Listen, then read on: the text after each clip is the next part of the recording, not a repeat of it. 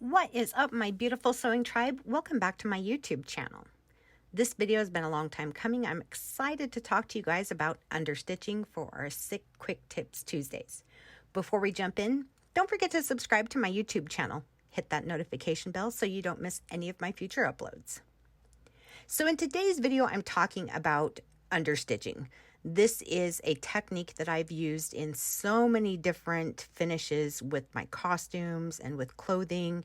This is actually considered, I guess, a tailoring technique. So let's say you have a curve that you're sewing on, or a circle, an armhole, whatever it is. Now, obviously, you guys know that if you don't do your relief snips when you're sewing on a curve, that your fabric's not going to sit straight. So we're going to go ahead and we're going to add some relief snips into this mock collar that I've sewn up. Now, I typically like to put my relief snips about 1 inch apart from each other, and you want to snip as close to your stitching without actually clipping into your stitching, or it will make your project unravel through time. Like right here, I got pretty close.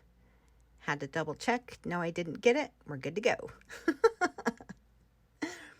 So once you have your relief snips in your collar or sleeve, whatever you're doing, now when you turn it to the right side, you'll see that it does sit a little bit more flat.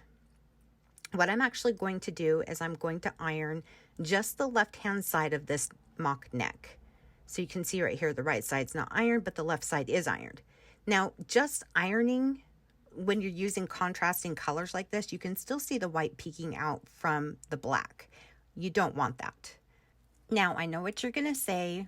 When am I ever going to use black and white? Well, I'm going to tell you this. I've actually done it in quite a few costumes where there's contrasting colors. So with the back stitching, what you're going to do is you're going to take those tabs and you're actually going to push them toward the lining of whatever you're working on.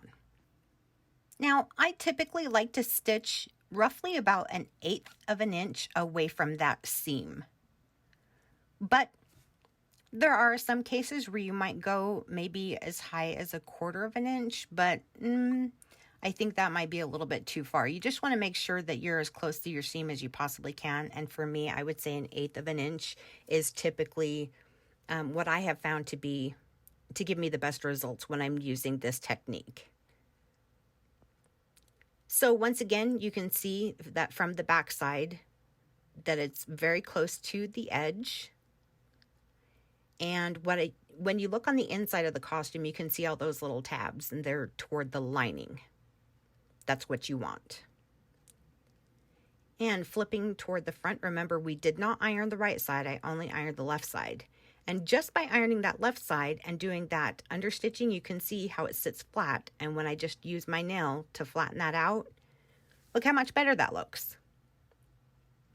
Now, if you're using a woven type of fabric, you're definitely going to want to run an iron over the top of this to make it sit more flat and kind of set it in place. And the fantastic part about this understitching technique is you can use it on stretch fabrics.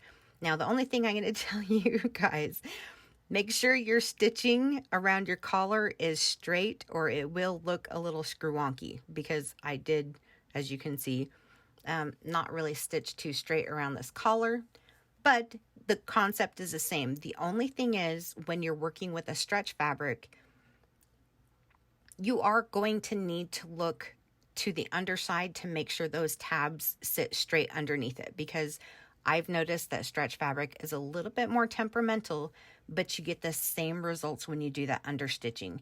And yes, I have used this technique several times on a lot of costumes I do. You see, look at how bad that line is. Okay, don't look too closely.